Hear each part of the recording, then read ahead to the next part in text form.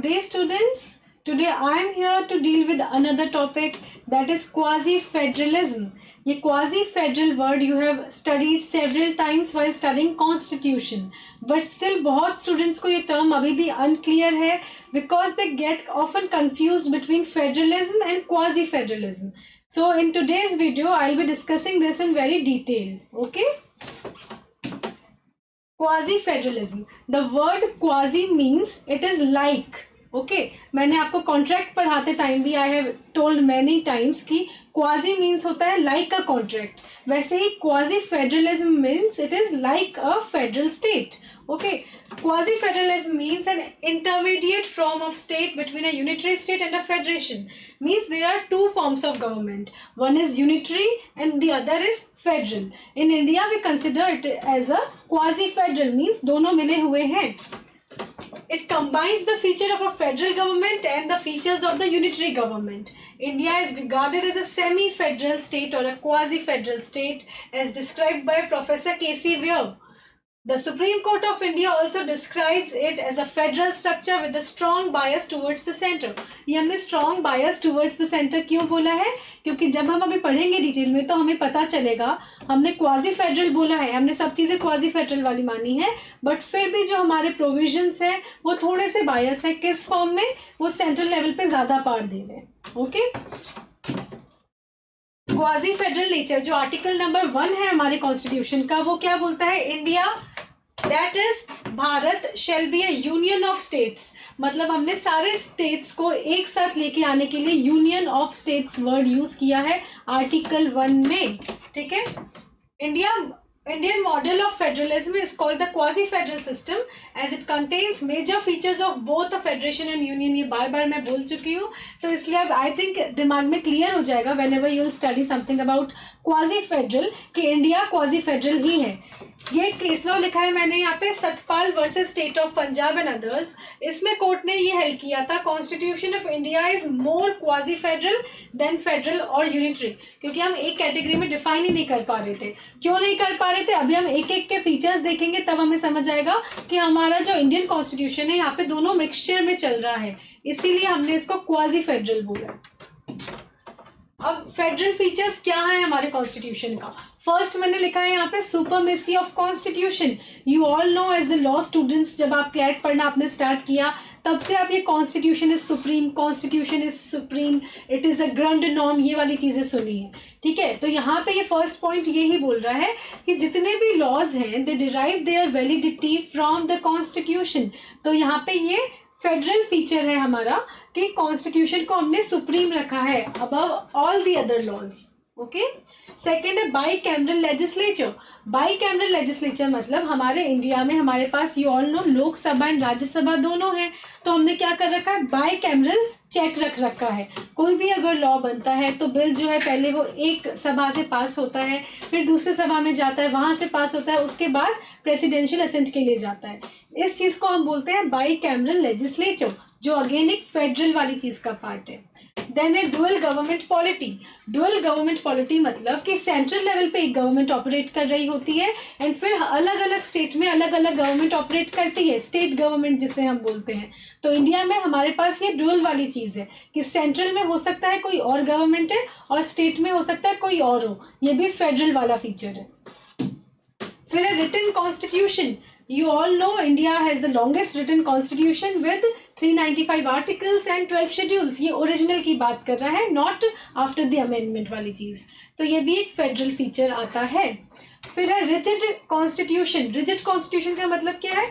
Indian constitution is largely a rigid constitution. All the provisions of the constitution concerning union state relation can be amended only by the joint action of the state legislature and the union parliament. मतलब कि अगर हमें constitution में कुछ amend करना है तो वो जॉइंट एक्शन होते हैं, किसके? स्टेट लेवल वाले जो है उनके और प्लस सेंट्रल लेवल पे जो है उनके, दोनों के जॉइंट एक्शन से ही हम कुछ अमेंड कर सकते हैं, इसीलिए हमने रिजिड बोला है कॉन्स्टिट्यूशन को. फिर है इंडिपेंडेंट जुडिशरी. हमने हमेशा पढ़ा है कि पिलर्स जो होते हैं उसमें इंडिपेंडेंस ऑफ जुडिशरी, एग्जीक्यूटिव एक आइसोलेशन में काम करती है, लेजिस्लेचर आइसोलेशन में करती है, and judiciary in itself works in isolation, independent है, वो किसी पे डिपेंडेंट नहीं है कि उनको देखते हुए उनको डिसीजंस देने हैं। ओके, फिर है रेवेन्यू शेयरिंग, जो भी रेवेन्यू हमारी गवर्नमेंट अर्न कर रही है वो शेयर करते हैं between the state and the central government वाली थिंग, तो ये भी एक फेडरल फीचर बनता है।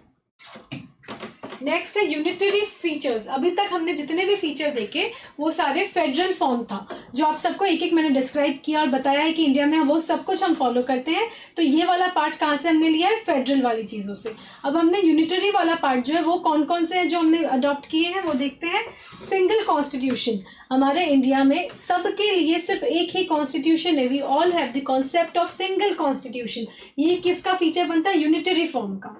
फिर है Rajya Sabha does not represent the states equality, मतलब कि राज्यसभा में जो रिप्रेजेंटेशन है नंबर ऑफ स्टेट्स का, वो स्टेट के number of states in the country पे डिपेंडेंट नहीं है, वो पॉपुलेशन ऑफ द कंट्री के अकॉर्डिंग सीट्स एलोकेट किया गया है। तो ये किसका, ये कौन सा फीचर हो गया? यूनिटरी वाले फॉर्म में आ गया ये। फिर division of power is not equal in a federation, power is divided equally between two government. Federal, अगर हम सिर्फ इसको फेडरल बोलते तो गवर्नमेंट के बीच में पावर इक्वली डिवाइड होती, बट इंडिया में ऐसा नहीं है। But in India the central government has been given more powers and made stronger than the state government. We all know that कि हमने सेंट्रल लेवल पे ज़्यादा चीज़ों को मोर पावरफुल दिया है, पावर दिया है। फॉर एग्जाम्पल जब लिस्ट होती है, you know there are 3 list, central list, state list and concurrent list. Concurrent में दोनों लॉज बना सकते हैं, स्टेट गवर्नमेंट भी और सेंट्रल गवर्नमेंट भी। बट जब अगर उन दोनों के लॉज कॉन्ट्राडिक्टरी हैं तो सेंट्रल गवर्नमेंट के लॉ विल प्रिवेल। तो इसीलिए एक ये एग्जाम्पल था कहाँ हमने माना है कि central government is more in a power. Existence of state depends on the center. In India, the existence of a state or a federal unit depends upon the authority of the center. मतलब कि क्या central government उसको recognise कर रही है तभी हम उसको मानते हैं कि वो एक स्टेट बन चुका है।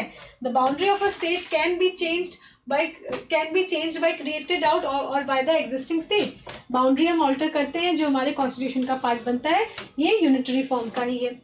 Constitution is not strictly rigid, strictly rigid नहीं है, क्योंकि हम अमेंडमेंट करते हैं। जो कॉन्स्टिट्यूशन है उसको अमेंड करने का एक अलग प्रोसीजर है हमारे पास, तो हम उसको स्ट्रिक्टली रिजिड नहीं बोलते हैं। It can be amended, though the procedure is long but we can amend it. फिर है unified judiciary. India has an unified और integrated judicial system. The high court which works in the state are under the supreme court of India. ठीक है, supreme court is the apex court in India. तो जितने भी high courts operate कर रहे हैं different states में, उनका जो फंक्शनिंग है it is with subordination to supreme court. Supreme court के जो जजमेंट्स हैं they act as a president for all the lower courts including the high courts of various states. Okay, proclamation of emergency. The Constitution of India has given emergency powers to the President. When an emergency is declared, the union or central government become all powerful. ये अगर आपने emergency पढ़ा हो तो पता होगा कि जब emergency impose होती है तो सारी जो power है वो कहाँ चली जाती है? central level पे चली जाती है। state government के पास कोई power नहीं रहती है। तो ये किसका part बनता है? again unitary form का। ठीक है, ये हमने पढ़ लिया है। Benefits of quasi federalism. अभी तक हम क्वाजी फेडरल, अब क्यों था समझ आ गया होगा। हमने क्वाजी वाले फेडरलिज्म के फीचर्स डिस्कस कर लिए जो इंडियन में है, और जो यूनिटरी वाले फीचर्स है वो भी डिस्कस कर लिए। इन दोनों से मिलकर हमारा इंडियन कॉन्स्टिट्यूशन बना है, इसीलिए हमने उसको क्वाजी फेडरल बोला है। अब हम बेनिफिट्स देखते हैं क्या क्या है। नेशनल इंटीग्रेशन, मतलब नेशन के इंटरेस्ट में, नेशनल इंटीग्रेशन के इंटरेस्ट में ये चीज़ें चली आ रही है, इट इज़ गुड। फिर है cooperation and coordination. Quasi federalism से cooperation and coordination between the central level and the state level एक अच्छे वे में मेंटेन चला आ रहा है। फिर है सिंगल मार्केट इकोनॉमी। हमारे पास जो टैक्स लॉज हैं उसके अकॉर्डिंग मार्केट इकोनॉमी जो है वो सिंगल है। फॉर एग्जांपल जीएसटी जो है वो सब पे है, इक्वली चल रही है। फिर है procedural ease. The Indian parliamentary system with its bicameral legislature allows for easy passage of laws as compare to passage in a true federation like the USA. हमने यहाँ पे कंपेयर किया है, ट्रू फेडरल कौन है? यूएसए है। USA में कोई लॉ आता है तो उनके लिए जो प्रोसेस है वो बहुत ज़्यादा कॉम्प्लिकेटेड है एज कंपेयर टू इंडिया। क्यों? क्योंकि हमारे पास क्वाजी फेडरल है। Resolving inter state conflicts. अगर दो स्टेट्स के बीच में कॉन्फ्लिक्ट होता है तो वो भी हम आराम से रिजॉल्व कर पाते हैं, ये भी एक अच्छी बात है। फिर चैलेंजेस ऑफ क्वाजी फेडरल कि अब हम नेगेटिव पॉइंट्स भी देखें ना, कि हमने पॉजिटिव तो देख लिया कि क्वाजी फेडरल क्यों सही है, अब नेगेटिव देखना भी जरूरी है, right. First is abuse of power by the centre. हमने पढ़ा था central government is being given more power as compare to state government, biasness चल रही है, तो वो है अब्यूज ऑफ पावर भी कहीं कहीं हो रहा है, सेंट्रल गवर्नमेंट में मिस यूज सर्टन पावर्स। फिर office of governor, office of governor में article 154 of the Indian constitution states that all the executive powers of the state are held by him. State का head कौन होता है? Governor होता है, article 154 ये बोलता है। This provision implies that the governor can appoint the chief minister, advocate general of the state, state election commissioner, etc. This has been frequently misused by the center for to favor its state unit or a regional party। मतलब ये practical application बता रहा है कि जो office of governor है, हर state में जो रिप्रेजेंटेटिव होते हैं उस ऑफिस का मिसयूज भी कर रहे हैं। हमने अलग अलग बनाया है क्योंकि क्वाजी फेडरल है, but it is being misused. Regionalism. Regionalism establishes itself through demands for autonomy on the ground of language, culture, etc. The nation thus faces the challenge of internal security in the form of insurgency, and this causes upheavals in the basic notion of Indian Federation. मतलब कि हमारी country में जो अलग अलग religion चल रहे हैं उसके कारण बहुत बार कॉन्ट्रोवर्सीज जो होती है, ये भी एक क्वाजी फेडरल का नेगेटिव वाला इम्पैक्ट चल रहा है, क्योंकि हमने सबको एक इक्वल लेवल पे लाने की कोशिश करी है, जिसकी वजह से काफ़ी सारे डिस्प्यूट्स एंड टसल चलता रहता है, राइट। तो इसीलिए यहाँ पे मैंने अच्छे से बता दिया, अब आप लोगों को समझ आ गया होगा फेडरलिज्म क्या होता है, यूनिटरी मेथड क्या है, इंडिया में फेडरल के कौन से फीचर्स हैं, यूनिटरी के कौन से फीचर्स हैं। फिर हमने डिस्कस किया इसमें कि क्या हमारे पास बेनिफिट्स है क्वाजी फेडरलिज्म के और क्या उसका क्रिटिसिज्म है। आई होप इसके बाद आप सब कुछ अच्छे से सॉल्व कर पाओ, जितने भी क्वेश्चंस आएंगे क्लैट में क्वाजी फेडरल से डील करते हुए, you don't get confused with that. Okay, thank you guys, keep studying.